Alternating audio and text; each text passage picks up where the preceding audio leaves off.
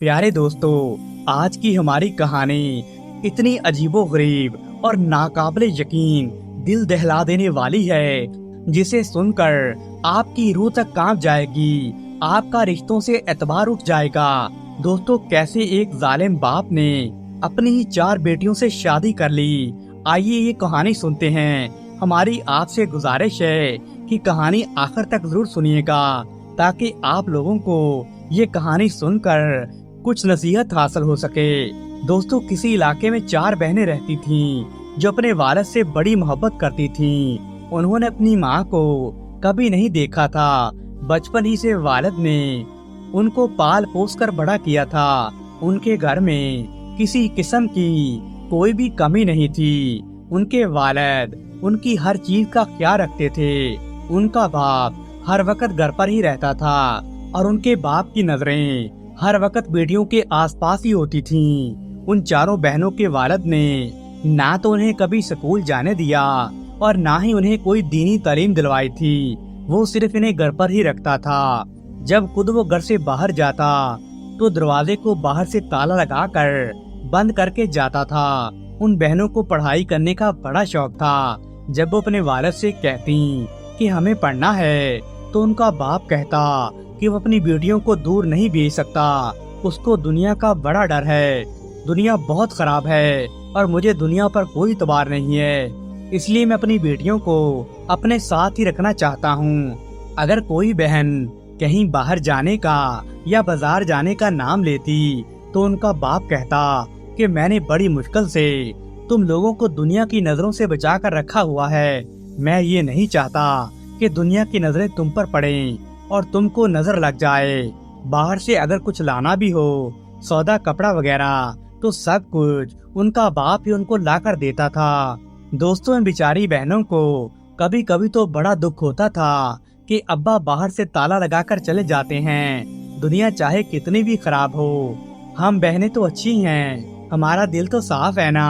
उनकी बड़ी बहन कहने लगी, अम्मा के घर से जाने के बाद हमारे बाप ने हमें पाल पोस कर बड़ा किया है और हमसे ज्यादा दुनिया भी देखी है, इसलिए अब्बा शायद बहुत डरते हैं और बाहर के लोगों पर एतबार नहीं करते। दोस्तों, बड़ी बहन छोटी बहनों को समझा बुझा दिया करती थी। जब वो बड़ी बहन 18 साल की हुई तो उसका बाप उसको कमरे में ले जाता और घंटों घंटों वो कमरे में अकेले रहते थे। जब वो बाहर आती तो डरी हुई सहमी हुई होती थी। जब दूसरी बहनें पूछती कि क्या हुआ है तो वो डर के मारे खामोश हो जाती। बड़ी बहन रोते हुए कहने लगती कि पता नहीं हमारी इस जेल जैसी जिंदगी से कब जान छूटेगी।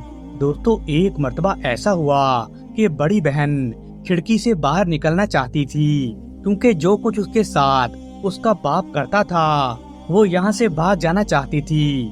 वो यहाँ से भागकर दुनिया देखना चाहती थी। लेकिन जैसे ही वो घर से भागने लगी तो उसके वहशी बाप को इस बात का पता चल गया। उसने उसको बालों से पकड़कर घसीटता हुआ घर के अंदर ले आया और उसके ऊपर बहुत गुस्सा किया। इतना गुस्सा कि उनके बाप ने पहले कभी उन पर नहीं किया था। दूसरी छोटी बहनें भी ये देखकर सहम गईं और उनके बाप ने उनको भी बहुत सी गालियां दी। जब उनके बाप का गुस्सा ठंडा हो गया तो वो बाहर चला गया। थोड़ी देर के बाद वो संगदिल आदमी काजी को लेकर अपने साथ घर में दाखिल हुआ और बड़ी बहन को कहा, आओ मेरे पास बैठो। दोस्तों, बड़ी बहन जब पास बैठ गई तो उस बदबख्त बाप ने कहा, ए काजी, मेरा और इसका निकाह पढ़ा दे। ये सुनकर तो तमाम बेटियों के पैरों से जमीन ही निकल गई हो। उनको लगा कि कहीं अब्बा किसी और के साथ शादी कर रहे हैं, लेकिन उनके बाप ने तो जुल्म की हर हदें पार कर दी थी, रिश्तों की हदें पार कर दी थी। बेटियां बहुत रोईं, बहुत गिड़गिड़ाईं कि अब्बा हमारी बहन के साथ ऐसा जुल्म मत कर, ऐसा गुनाह मत कर, ये गुनाह अजीम है। क्योंकि उन बेटियों को पता था कि एक बेटी का निकाह बाप के साथ कभी नहीं हो सकता, लेकिन वो मजबूर थी। क्या कर सकती थी? ना तो वो वहाँ से भाग सकती थी क्योंकि उनका बाप बाहर से ताला लगाकर जाता था और ना ही वो किसी को बता सकती थी क्योंकि उनके घर पर کوئی بھی آتا جاتا نہیں تھا اور نہ ہی وہ کسی کو جانتی تھیں۔ دوستو تھوڑی ہی دیر کے بعد بڑی بہن کا نکاح نعوذ باللہ استغفر اللہ اس کے باپ کے ساتھ ہو گیا اور سب بہنوں کو صبر کا گھونٹ پینا پڑا۔ اس کے بعد اس کے باپ نے اپنی بیٹی کا بازو پکڑا اور اس کو اپنے ساتھ کمرے میں لے گیا۔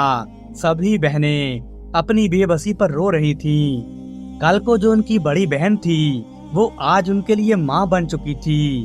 وہ رات ان بہنوں کے لیے بہت مشکل رات تھی۔ یہ دیکھ کر دوسری بہنوں کے دل میں بھی خوف آ گیا کہ کہیں ہم نے بھی اپنی مرضی کی یا گھر سے بھاگنے کی کوشش کی تو ہمارا سنگ دل بدبخت باپ ہمارے ساتھ بھی یہی سلوک کرے گا۔ اگلے روز جب بڑی بہن کمرے سے باہر آئی تو اس کی تو زندگی ہی اجڑ چکی تھی۔ اس درندے نے اپنی معصوم جیسی بیٹی کو اپنی درندگی کا نشانہ بنا لیا تھا۔ وہ اپنی اس بے بسی پر پھوٹ پھوٹ کر رو رہی تھی۔ بڑی بہن کا چہرہ رو رو کر سوج چکا تھا۔ بڑی بہن نے بھی حالات کے سامنے سر جھکا دیے۔ بڑی بہن نے تو اپنی ہار تسلیم کر ہی لی تھی، لیکن بڑی سے جو چھوٹی والی تھی اس نے سوچ رکھا تھا کہ اگر میرے گندے باپ نے میرے ساتھ ایسی حرکت کرنے کی کوشش کی تو میں اس کے سامنے ہار نہیں مانوں گی۔ اس بات کو اس کے باپ کو بھی پتا تھا کہ یہ میری چھوٹی بیٹی مجھ سے ہرگز شادی نہیں کرے گی۔ اس لیے اس نے دوسرے دن پھر قاضی کو بلوایا اور دوسری بیٹی کا نکاح زبردستی کسی اور کے ساتھ کر دیا۔ دوستو یہ نکاح کس کے ساتھ ہوا تھا کوئی نہیں جانتا تھا۔ ان کی بہنوں کو بھی کچھ بھی معلوم نہیں تھا۔ وہ رخصت ہو کر ایسی گئی کہ دوبارہ کبھی واپس پلٹ کر ہی نہیں آئی۔ وہ بہنیں نہیں جانتی تھی کہ ہماری بہن آخر کہاں چلی گئی ہے۔ ان کے باپ کی حرکتوں کی وجہ سے وہ بہنیں بغاوت بھی نہیں کر سکتی تھیں۔ وہ سبھی بڑی ڈری ڈری اور سہمی ہوئی رہتی تھیں۔ اب وہ بہنیں اچھی طرح جان چکی تھیں کہ جو ہمارے ابا کی مرضی کے خلاف ایک بھی قدم اٹھائے گا اس کا انجام بڑا ہی بھیانک ہوگا۔ اس طرح دو بڑی بہنیں اپنے انجام کو پہنچ چکی تھی۔ بڑی بہن کے ساتھ تو اس بدبخت باپ نے شادی رچا لی تھی اور دوسری بہن کو نہ جانے کس کے ساتھ رخصت کر دیا تھا۔ بڑی بہن بیچاری ہر وقت ڈری سہمی اور گھبرائی ہوئی رہتی تھی۔ وہ ہر وقت روتی ہی رہتی تھی۔ دوستو اس طرح 6 ماہ کا عرصہ گزر گیا۔ اب اس ظالم باپ نے اپنی تیسری بیٹی سے شادی کر لی۔ اس کی کوئی غلطی بھی نہیں تھی سوائے اس کے کہ وہ اپنی بہنوں سے سب سے زیادہ خوبصورت تھی۔ 2 بہنیں ابا کے نکاح میں چلی گئی تھیں اور ایک بہن کو نہ جانے اس گندے انسان نے کس کے ساتھ رخصت کر دیا تھا۔ اب پیچھے ایک بہن ہی بچی تھی جس کو اپنے بارے میں سوچ سوچ کر ہر وقت خوف آتا رہتا تھا کہ نہ جانے میرا گھٹیا باپ میرے ساتھ کیا کرے گا۔ دوستو ایسے ہی دن گزرتے گئے۔ ایک دن سب سے بڑی بہن امید سے ہو گئی۔ اس کے باپ نے بڑی بہن کو واپس دوسری بہنوں کے پاس اس کے کمرے میں بھیج دیا اور اس نے جو دوسری بیٹی سے نکاح کیا تھا اب وہ اس کو اپنے پاس رکھنے لگا۔ اب بڑی بہن کی جگہ وہ چھوٹی بہن کو استعمال کرنے لگا۔ جب 2 دن گزر گئے تو جب تیسری بیٹی سے اس ظالم باپ نے نکاح کر لیا تو وہ بیٹی بھاگ گئی۔ ان کا باپ کہنے لگا کہ وہ رات کے اندھیرے میں پتہ نہیں کہاں چلی گئی ہے۔ جو لڑکی آج تک گھر سے باہر نہیں نکلی تھی وہ بلا بھاگ کر کہاں جا سکتی تھی۔ نہ ہی وہ کبھی گھر سے باہر نکلی تھی، نہ ہی وہ اتنی پڑھی لکھی تھی۔ وہ ایک بہن جو حاملہ ہو گئی تھی اور ایک وہ بہن جو کنواری تھی اور سب سے چھوٹی تھی۔ دوسری 2 بہنوں میں سے تو ایک بہن تو بھاگ گئی تھی اور دوسری کو اس ذلیل آدمی نے پتہ نہیں کس کے ساتھ رخصت کر دیا تھا۔ افسوس جو محافظ تھا وہی عزت کا لٹیرا بن چکا تھا۔ ایک باپ تو اپنی بیٹیوں کی عزت کا محافظ ہوتا ہے، لیکن باپ ہی سنگ دل اور لٹیرا بن چکا تھا۔ حاملہ بہن کی طبیعت دن بدن بگڑتی جا رہی تھی اور ان کے باپ کی حیوانیت میں دن بدن اضافہ ہی ہوتا جا رہا تھا۔ جب صبح ہوتی تو حاملہ بہن بہت روئی۔ اس بہن کے حمل کو 7 مہینے لگ چکے تھے۔ حاملہ بیٹی اس ظالم، ذلیل، گندے، وحشی آدمی کے لیے کسی کام کی نہیں رہی تھی۔ اس نے سوچا कि मैं अपनी छोटी बेटी से शादी कर लेता हूँ। छोटी बेटी को ये महसूस हो चुका था कि मेरा जलील बाप मेरे साथ भी यही कुछ करेगा जो उसने मेरी बड़ी बहनों के साथ किया था। दोस्तों, फिर हुआ भी वही जिसका डर था। उसके बाप ने कहा, मैं तुमसे निकाह कर रहा हूँ, क्योंकि उसकी बड़ी बहन बहुत बीमार हो गई थी। अब उस जालिम को अपनी छोटी बेटी की जरूरत थी। छोटी बेटी अपने बाप के कदमों में गिर गई कि अब्बा, मेरे साथ ऐसा मत करें, मैं छोटी बेटी हूँ। वो बहुत रोई, उसने बहुत मिन्नतें की, अब्बा मेरे साथ ये गुनाह ना करें। लेकिन छोटी बेटी की बातों का उस जलील इंसान पर कोई भी असर नहीं हुआ। उसने अपने पाँव से ठोकर मारी और कहने लगा, तेरी इतनी हिम्मत हो गई है कि तू मेरे सामने जबान चला रही है। इस दिन के लिए मैंने तुझे इतना पाल पोस कर बड़ा किया था। इस दिन के लिए मैंने तुझ पर लाखों खर्च किए थे। उसके बाप ने जैसे ही छोटी बेटी को बालों से पकड़ा तो उसकी बड़ी बहन बीच में आ गई और कहने लगी, ये छोटी है, इसको अभी कुछ पता नहीं है, छोड़ दो, अभी ये सिर्फ 13 साल की है।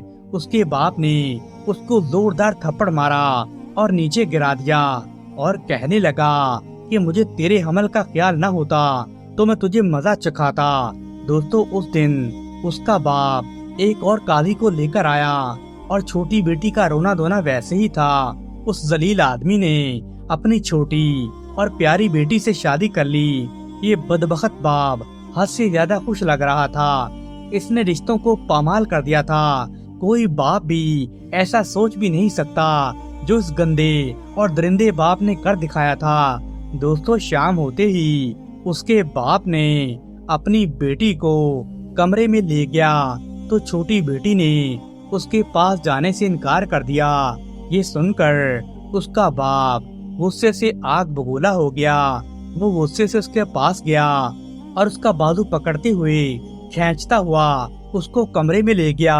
अंदर ले जाकर जोर जोर से उसके मुंह पर तमाचे मारने लगा और कहने लगा, आज तो तूने मेरी बात पर इनकार कर दिया है, मगर आइंदा इनकार करने की जुर्रत मत करना।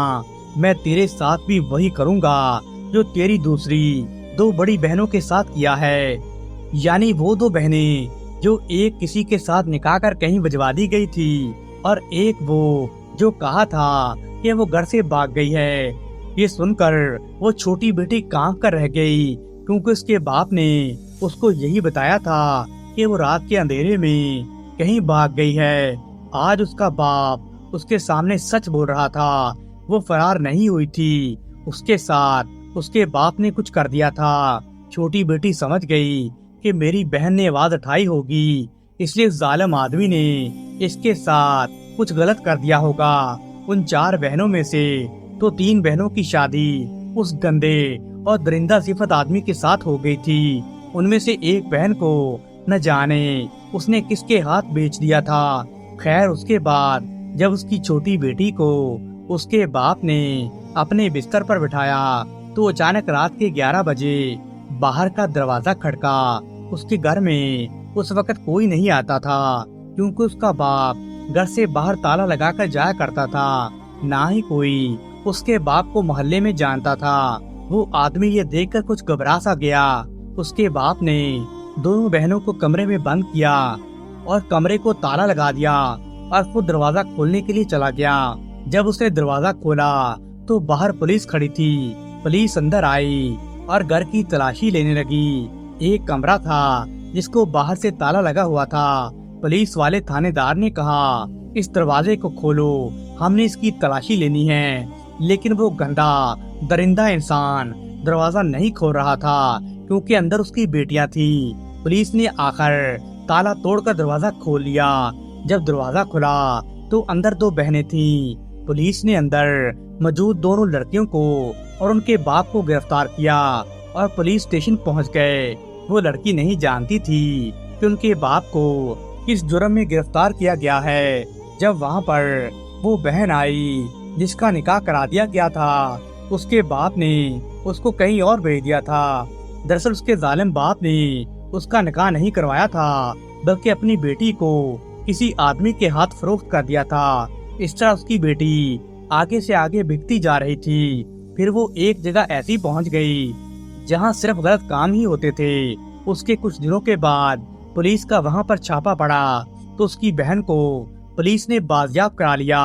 तो लड़की ने पुलिस वालों को अपने बाप की मकरूह हरकत के बारे में बताया। तो पुलिस ने उनके बाप के खिलाफ मुकदमा दर्ज किया और उसने बताया कि कैसे मेरा बाप अपनी बेटियों को घर में रखता है और उनसे शादी करता है और उनकी इज्जतें नीलाम करता है और फिर उनको आगे बेच देता है। दोस्तों, पुलिस ने बारी बारी उन सब बहनों से बयान लेना शुरू कर दिए तो सारा सच सामने आ गया। उनकी एक बहन और भी थी जो उनके बाप के मुताबिक रात के अंधेरे में घर से फरार हो गई थी। दोस्तों, दरअसल वो बागी नहीं थी, उसको भी बेच दिया गया था। उस जालिम ने भी उसको भी कहीं आगे भेज दिया था। जब पुलिस ने उस जालिम और दरिंदा इंसान को पीटना शुरू किया तो उसने सब कुछ सच सच उगल दिया। वो जालिम दरिंदा सफद शैतान आदमी कहने लगा, मैं इनका बाप नहीं हूँ, हमारा एक बहुत बड़ा गिरोह है। हम कम उम्र बच्चियों को अगवा करके लाते हैं और उन्हें पाल कर फिर हम उनको फरोख्त कर देते हैं। वो जालिम बोला कि हम इन छोटी बच्चियों को पाल कर इनको आगे बेच देते हैं और जो लड़कियां हामला हो जाती हैं और अगर उनके बेटे पैदा होते हैं तो हम उनको फकीर बना देते हैं और गलियों में उनसे भीख मंगवाते हैं और अगर बेटियां पैदा होती हैं तो उन्हें पाल कर आगे बेच देते हैं और उनसे धंधा करवाते हैं। वो कोठों पर काम करती हैं, एक लड़की के उनको लाखों रुपए मिलते हैं। दोस्तों, ये सब कुछ सुनकर उन बहनों के कदमों से जमीन ही निकल गई, क्योंकि ना तो वो उनका बाप था और ना ही वो लड़कियां आपस में बहनें थीं। ये सच उनके लिए किसी क़यामत से कम नहीं था, क्योंकि उनका सगा बाप नहीं था, बल्कि उन्हें उनके माँ बाप से जुदा करके लाया गया था। अब उनके माँ बाप कहाँ थे, वो बेचारियां तो ये तक भी नहीं जानती थी कि उनके जाली बाप ने एक सच और भी बताया कि हमारा एक गिरोह है और हमारे साथ जो लोग हैं वो दूसरे शहरों से बच्चियां अगवा करके हमारे पास लाते हैं। हम उस शहरों से बच्चियां अगवा करके दूर दराज के शहरों में पहुंचा देते हैं। वो गंदा दरिंदा सिफत आदमी का ताल्लुक और बहुत सारे लोगों के साथ था और वो हराम का पैसा कमा रहा था। दोस्तों, पुलिस ने उस दरिंदे आदमी को गिरफ्तार कर लिया और उन बहनों को वापस भेज दिया। वो लड़कियां जब घर वापस आईं तो आसपास और मोहल्ले के लोग उन्हें देखकर हैरान थे कि ये इतनी लड़कियां इस घर में रहती हैं और उन्हें कुछ पता भी नहीं था कि लड़कियां जो आपस में थीं वो बहनें भी नहीं थीं। उनका रिश्ता किसी बहनों से कम नहीं था। इखलाक और मोहब्बत से अपनी जिंदगी वो खुशहाल तरीके से गुजारने लगती हैं। उनके गंदे और दरिंदा सिफत बाप के साथ जो दूसरे लोग थे और गिरोह के सरगना थे वो भी पकड़े गए। दोस्तों, ऐसे ही लोग आज हमारी दुनिया में भी घूम रहे हैं। अपने बच्चों की खुद हिफाजत करें, उन्हें घर से अकेला न जाने दें। ये दरिंदा सिफत लोग आज भी छोटी मासूम बच्चियों को अगवा करते हैं और आगे किसी गिरोह के हाथ फरोख्त कर देते हैं। मासूम माँ बाप अपने बच्चों के गम में रो रो कर हलकान हो जाते हैं। नाजरीन कराम, हजरत हसन बसरी रहमतुल्लाह अलैह का शुमार अकाबर औलिया कराम में होता है। आपकी वालदा मोहतरमा उम्मुल मोमिनीन हजरत उम्मे सलमा रज़ियल्लाहु अन्हा की कनीज़ थी। आपकी पैदाइश 21 हिजरी में हुई थी। अमीरुल मोमिनीन हजरत उमर रज़ियल्लाहु ताला अन्हु ने आपका नाम हसन रखा था। आपको हुजूर अकरम सल्लल्लाहु अलैहि वसल्लम की ज़ौजा मोहतरमा की गोद में परवरिश पाने का शरफ भी हासिल हुआ है। हजरत उम्मे सलमा अक्सर आपके लिए दुआ फरमाया करती थी कि या अल्लाह इस बच्चे को रहनुमा बना दे।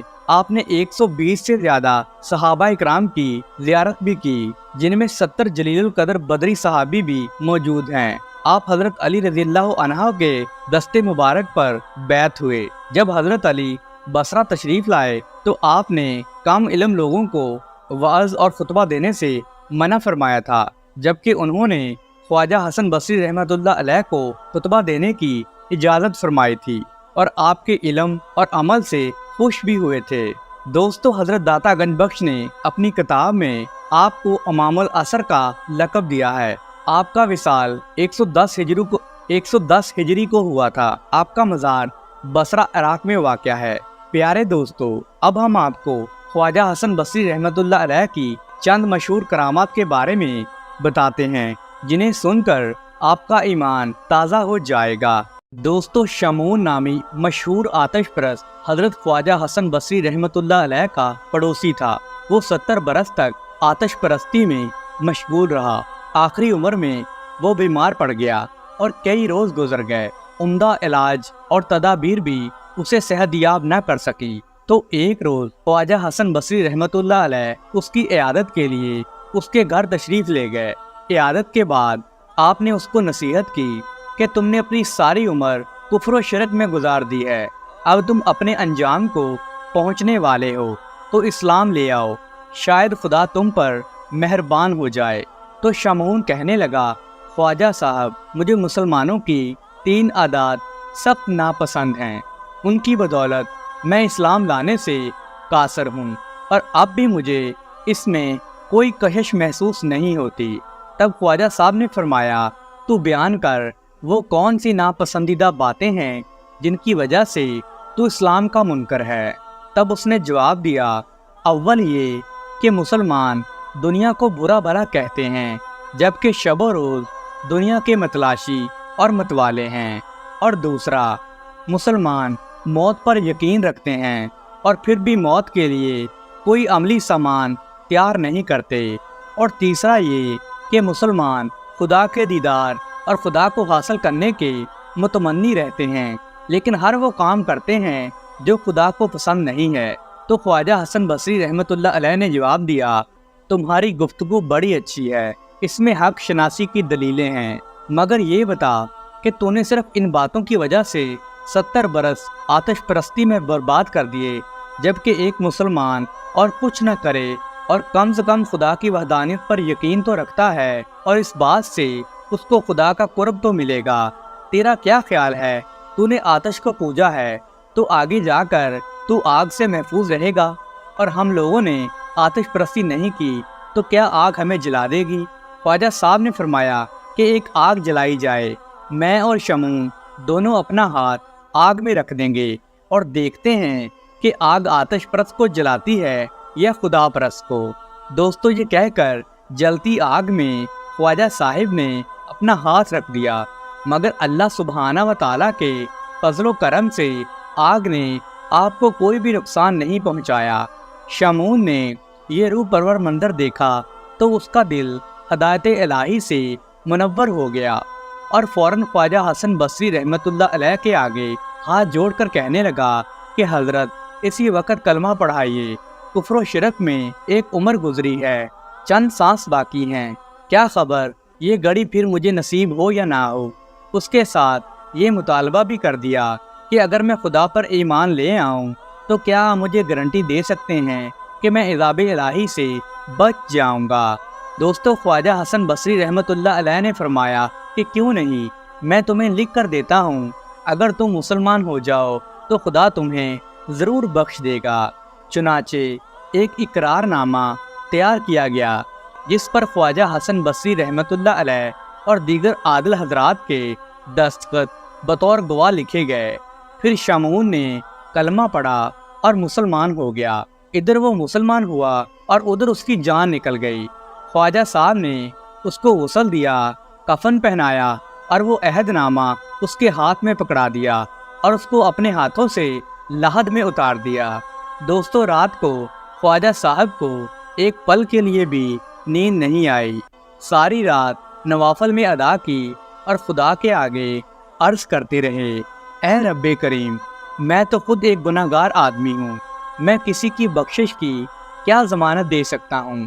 میں نے ایک دعویٰ تو کر دیا ہے، اب تو میری لاج رکھنے والا ہے، ورنہ قیامت کے روز میں اس شخص کو کیا منہ دکھاؤں گا جس نے میری ضمانت پر کلمہ پڑھا ہے۔ اس بے کلی میں خواجہ صاحب کی آنکھ لگ گئی تو دوستو انہیں خواب آیا۔ خواب میں کیا دیکھتے ہیں کہ شمعون کے سر پر تاج ہے اور وہ مکلف لباس میں ملبوس جنت کے باغات میں سیر کر رہا ہے۔ خواجہ حسن بصری رحمۃ اللہ علیہ نے فرمایا، اے شمعون، سنا تیرا کیا حال ہے؟ تو شمعون بولا، اے حسن بصری، میں بتانے کے لیے وہ زبان اور الفاظ نہیں رکھتا کہ خدا نے مجھ پر کیا کیا مہربانیاں کی ہیں، میرے سارے گناہوں کو معاف کر دیا ہے، مجھے بہشت کے محلات عطا کیے ہیں اور مجھے ایسے ایسے انعامات دیے ہیں کہ میں بیان کرنے کی طاقت نہیں رکھتا۔ پھر اس نے وہ عہد نامہ حضرت حسن بصری رحمۃ اللہ علیہ کو واپس کر دیا اور کہنے لگا کہ اب آپ پر کوئی ذمہ داری نہیں ہے، آپ ہر ضمانت سے سبکدوش ہیں۔ دوستو، جب خواجہ حسن بصری رحمۃ اللہ علیہ کی آنکھ کھلی تو آپ یہ دیکھ کر حیران رہ گئے کہ وہ اقرار نامہ آپ کے ہاتھ میں موجود تھا جو آپ نے شامون کو قبر میں اتارتے وقت اس کے ہاتھ میں دیا تھا۔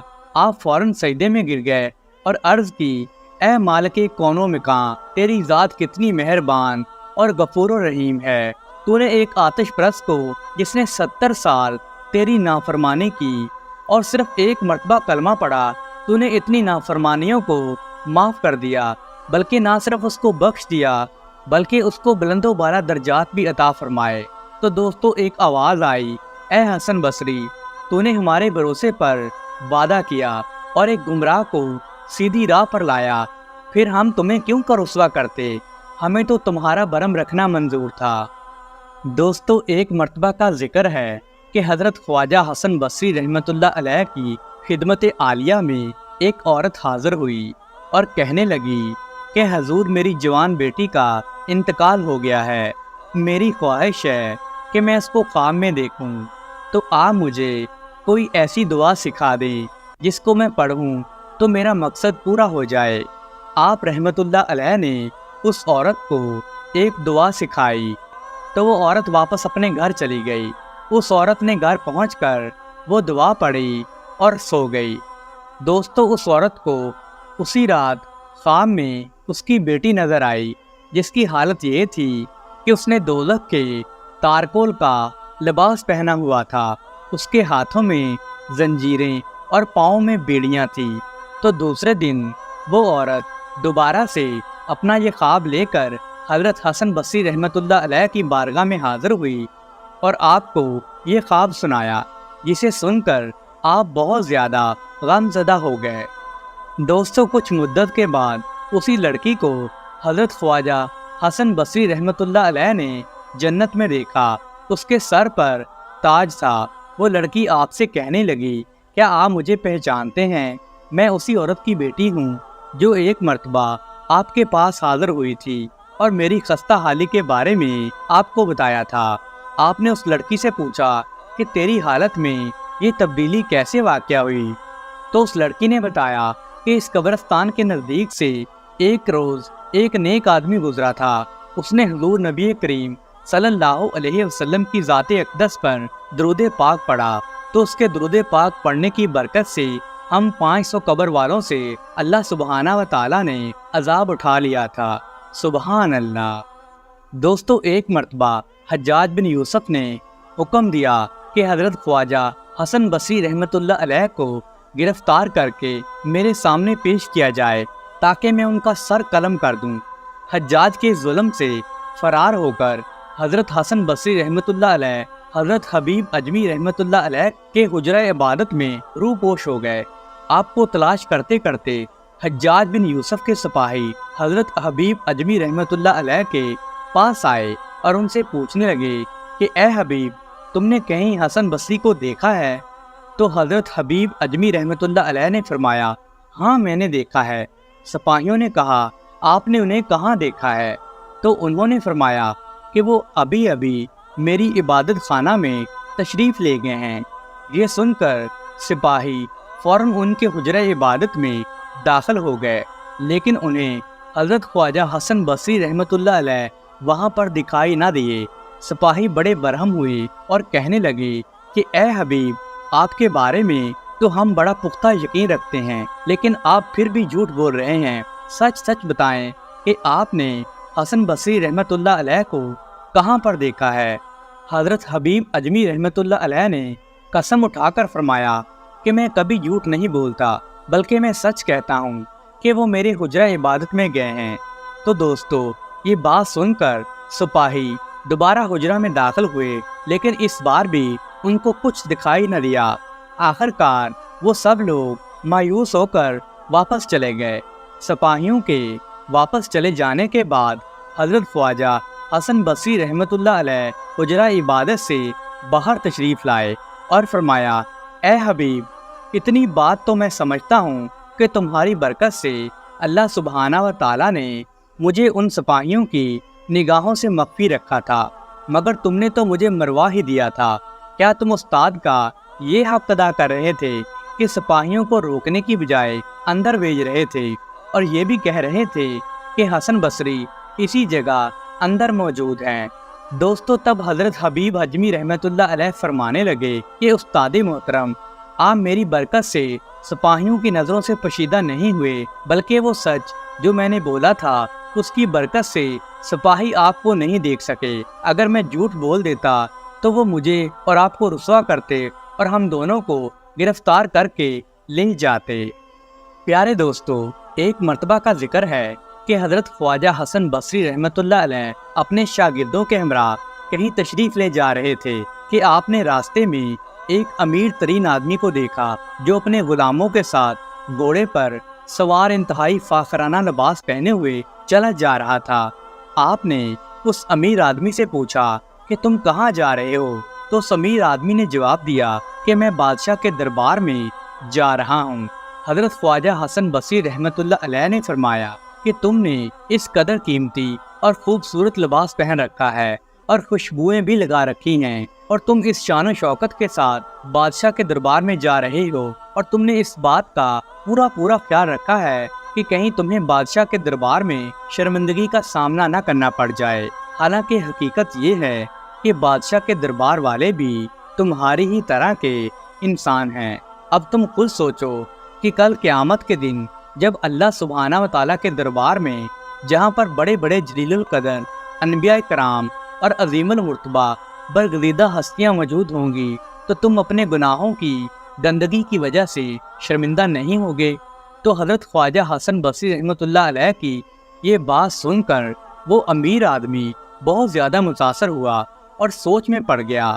آپ رحمۃ اللہ علیہ نے اسے سوچ میں پڑے دیکھا تو فرمانے لگے کہ مجھے یہ بتاؤ کہ تم نے کبھی اپنے گھوڑے پر اس کی ہمت سے زیادہ بوجھ ڈالا ہے؟ تو امیر آدمی کہنے لگا کہ میں نے کبھی ایسا نہیں کیا۔ تو آپ رحمۃ اللہ علیہ نے ارشاد فرمایا کہ کتنی عجیب بات ہے کہ تم گھوڑے پر تو رحم کرتے ہو لیکن اپنے نفس پر رحم نہیں کرتے، اور اس پر اپنے گناہوں کا بوجھ ڈالتے جا رہے ہو۔ کبھی سوچا ہے تم نے کہ آخر اس کا کیا انجام ہوگا؟ دوستو، وہ امیر آدمی حضرت کی یہ بات سن کر فوراً گھوڑے سے نیچے اتر آیا اور حضرت خواجہ حسن بصری رحمۃ اللہ علیہ کے سامنے اپنے گناہوں سے شرمندہ ہوا اور پھر ہمیشہ کے لیے نیکی کی راہ پر گامزن ہو گیا۔ دوستو، ایک مرتبہ کا ذکر ہے حضرت خواجہ حسن بصری رحمۃ اللہ علیہ کے زمانے میں امام ابو عمر رحمۃ اللہ علیہ قرآن مجید پڑھایا کرتے تھے۔ ایک مرتبہ ان کے پاس کوئی شخص قرآن مجید پڑھنے آیا۔ آپ نے اس کو پڑھانے میں بخل و خیانت کا ارتکاب کیا۔ اس جرم میں اللہ سبحانہ و تعالیٰ نے انہیں سارا کلام حکیم بھلا دیا، اور وہ روتے ہوئے حضرت خواجہ حسن بصری رحمۃ اللہ علیہ کی بارگاہ میں حاضر ہوئے اور سارا معاملہ بیان کر دیا۔ خواجہ حسن بصری رحمۃ اللہ علیہ نے اس شخص سے فرمایا، اے شخص، تو حج کو روانہ ہو جا، کیونکہ آج کل حج کے ایام ہیں، اور جب تو حج سے فارغ ہو جائے تو مسجد خیف میں ایک بزرگ محراب میں بیٹھے ہوئے ملیں گے۔ وہ درود و وظائف میں مشغول ہوں گے۔ وہ جب تک اپنے معاملات سے فارغ نہ ہو جائیں تو ان سے بات نہ کرنا۔ جب وہ فارغ ہو جائیں تو تم اپنی حاجت ان کے سامنے بیان کرنا۔ ان کی دعا سے تمہیں پھر سے سارا قرآن حکیم حفظ ہو جائے گا۔ دوستو، ابو عمر رحمۃ اللہ علیہ نے خواجہ حسن بصری رحمۃ اللہ علیہ کے حکم کی تعمیل کی، فریضہ حج ادا کیا، پھر مسجد خیف پہنچے اور مسجد کے محراب میں ایک بارو بزرگ کو دیکھا۔ بہت سارے لوگ اس کے ارد گرد بیٹھے ہوئے تھے۔ تھوڑی دیر بعد سفید پاکیزہ لباس والا ایک شخص وہاں آیا۔ سب لوگ اس کے ارد گرد بیٹھ گئے۔ دوستو، کچھ دیر باتیں ہوئیں اتنے میں نماز کا وقت ہو گیا۔ سفید لباس والا شخص وہاں سے چلا گیا اور دوسرے لوگ بھی چلے گئے۔ جب وہ بزرگ تنہا رہ گئے تو ابو عمر رحمۃ اللہ علیہ ان کے پاس پہنچے اور سلام کرنے کے بعد ان کو اپنا سارا مسئلہ بیان کیا۔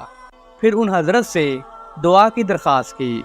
ان بزرگ نے آسمان کی طرف دیکھا اور دعا فرمائی۔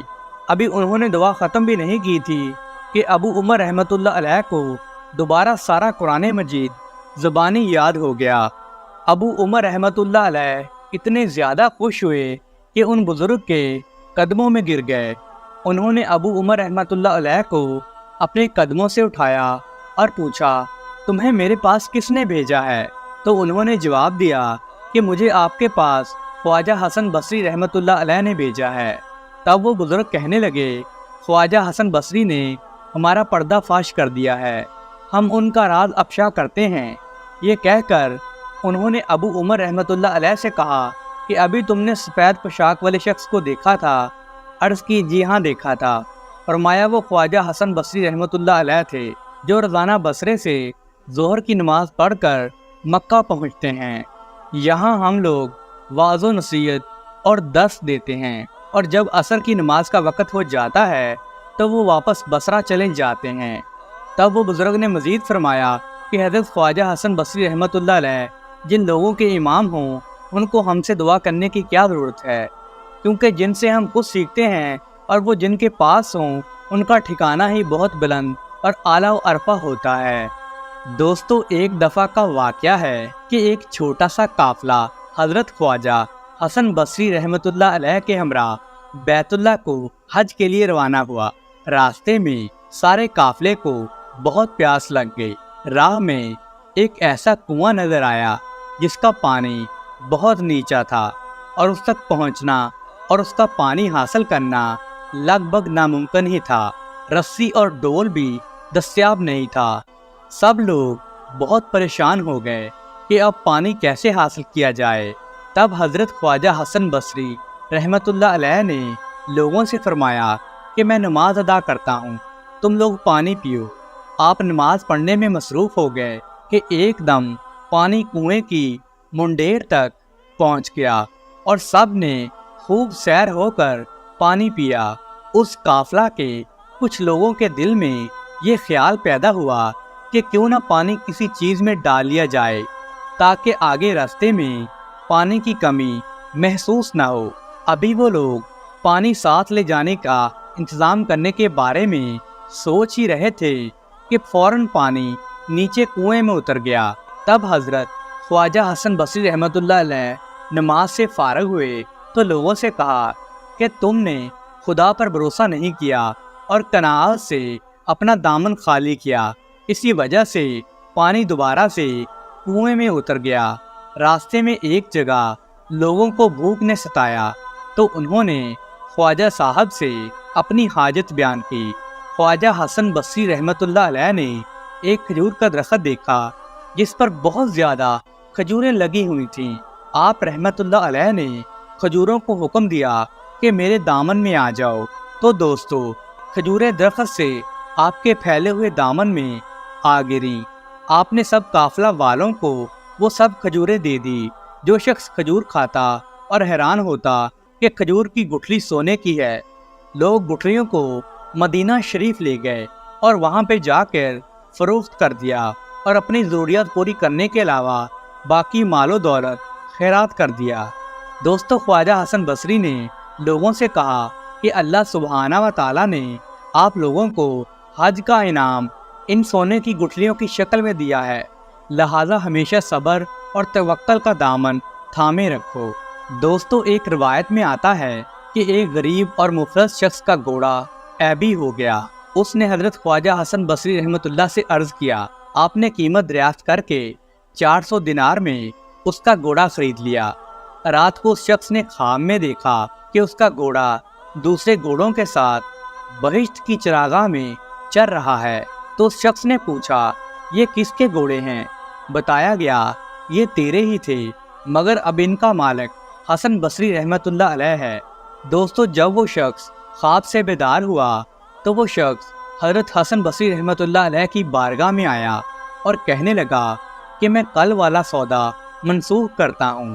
آپ رحمۃ اللہ علیہ نے فرمایا کہ تیرے خواب سے میرے خدا نے مجھے پہلے ہی آگاہ کر دیا ہے۔ وہ واپس چلا گیا۔ اگلی رات خواجہ حسن بصری رحمۃ اللہ علیہ نے خواب میں دیکھا کہ عالی شان محل اور دل فریب منظر ہے۔ پوچھا اس محل کا مالک کون ہے؟ جواب ملا جو شخص سودا منسوخ کرے یہ اس کا محل ہے۔ بیدار ہونے پر آپ نے اس آدمی کو بلایا اور سودا منسوخ کر دیا۔ سبحان اللہ۔ دوستو، خواجہ حسن بصری رحمۃ اللہ علیہ ایک مرتبہ اپنے دوست حبیب اجمی کے گھر کھانا کھا رہے تھے کہ کھانے میں جو کی روٹی اور نمک تھا۔ خواجہ حسن بصری رحمۃ اللہ علیہ نے کھانا کھانا شروع کیا تو اچانک ایک سائل آ گیا۔ حبیب اجمی نے خواجہ صاحب کے آگے سے روٹی اٹھا کر اس فقیر کو دے دی۔ تب خواجہ حسن بصری رحمۃ اللہ علیہ کو یہ بات اچھی نہیں لگی اور فرمایا، اے حبیب، تم میں شائستگی تو ہے مگر علم سے بالکل خالی ہو۔ کیا تمہیں معلوم نہیں کہ مہمان کے سامنے سے روٹی اٹھا کر دینا اخلاقیات کے خلاف ہے، اور اگر خیرات کرنی ہی تھی تو آدھی روٹی بھی تو دے سکتے تھے، وہی اس فقیر کے لیے کافی ہو جاتی۔ تو حبیب اجمی رحمۃ اللہ علیہ خواجہ صاحب کی بات سن کر خاموش ہو گئے اور کوئی جواب نہیں دیا، بلکہ دروازے پر نظریں جمائی رکھی۔ دوستو، چند ہی لمحوں کے بعد ایک شخص ایک خوان لے کر حاضر ہوا اور حبیب اجمی رحمۃ اللہ علیہ سے کہنے لگا، اس خوان میں مختلف انواع کے کھانے ہیں، اس کے علاوہ یہ 500 درہم بھی ہیں۔ کھانے آپ کے ہیں اور آپ کے مہمان کے واسطے ہیں، اور رقم صرف آپ کے اخراجات کے لیے ہے۔ حبیب اجمی نے دونوں چیزیں لے لیں اور خواجہ حسن بصری رحمۃ اللہ علیہ سے فرمایا کہ اب آپ کھانا تناول فرمائیں۔ انہوں نے کہا، آپ بھی ساتھ شریک ہو جائیں۔ چنانچہ حبیب اجمی بھی ان کے ساتھ کھانے میں شریک ہو گئے۔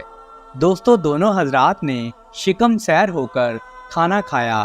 کھانا کھانے کے بعد حبیب اجمی رحمۃ اللہ علیہ نے حضرت خواجہ حسن بصری رحمۃ اللہ علیہ سے فرمایا کہ آپ میرے استاد اور پیر و مرشد ہیں، اس لیے آپ کے آگے دم مارنے کی مجھے مجال نہیں، مگر میں ایک بات ضرور عرض کرنا چاہتا ہوں۔ خواجہ صاحب نے فرمایا، ضرور ضرور، تمہیں اجازت ہے۔ تب حبیب اجمی بولے، یا حضرت، یہ سب کچھ اللہ سبحانہ و تعالیٰ پر رزق کے سلسلے میں کامل یقین رکھنے کا نتیجہ ہے، اور یہ بات مجھے آپ کی صحبت سے ہی ملی ہے۔ سبحان اللہ۔ دوستو، ایک مرتبہ کا ذکر ہے کہ ایک آدمی نماز فجر کے لیے حضرت خواجہ حسن بصری رحمۃ اللہ علیہ کی مسجد میں آ گیا اور مسجد کا دروازہ اندر سے بند پایا۔ اندر سے خواجہ حسن بصری رحمۃ اللہ علیہ کے دعا مانگنے کی آواز آ رہی تھی، اور بہت سے لوگوں کے آمین کہنے کی آوازیں بھی سنائی دے رہی تھی۔ تو اس شخص نے یہ خیال کیا کہ شاید خواجہ صاحب کے احباب مسجد میں آئے ہوئے ہیں۔ وہ کچھ دیر انتظار میں باہر بیٹھا رہا، لیکن جب کافی انتظار کے بعد صبح ہونے کا وقت قریب پہنچا تو اس نے مسجد کے دروازے کو ہاتھ سے دھکا دیا تو دروازہ اندر کی طرف کھل گیا، حالانکہ دروازہ پہلے بند تھا۔ دوستو، اندر خواجہ حسن بصری رحمۃ اللہ علیہ کے علاوہ اور کوئی بھی شخص نہیں تھا۔ اس شخص نے اپنی نماز ادا کی اور بعد میں خواجہ صاحب سے پوچھنے لگا کہ حضور، میں نے تو مسجد کا دروازہ بند پایا تھا اور آپ کی دعا اور ایک باجماعت آمین کی صدا بھی سنی تھی، مگر جب کچھ دیر کے بعد دروازہ کھلا تو اندر آپ کے علاوہ کسی کو بھی نہیں پایا۔ حضور، یہ کیا ماجرا ہے؟ خدا را کچھ تو فرمائیے۔ تب حضرت خواجہ حسن بصری رحمۃ اللہ علیہ نے اس شخص کو تنبیہ کی کہ خاموش رہ اور یہ بات کسی کو مت بتانا۔ جہاں ہر روز فجر کی نماز سے پہلے جن اور پریوں کی ایک جماعت میرے پاس درس لینے اور وعظ سننے آتی ہے اور آخر میں باقاعدہ دعا بھی ہوتی ہے، آج بھی وہ مخلوق آئی ہوئی تھی اور انہوں نے ہی باہر کا دروازہ بند کر رکھا تھا۔ جب وہ باہر نکلے تو تمہیں خبر تک نہ ہوئی۔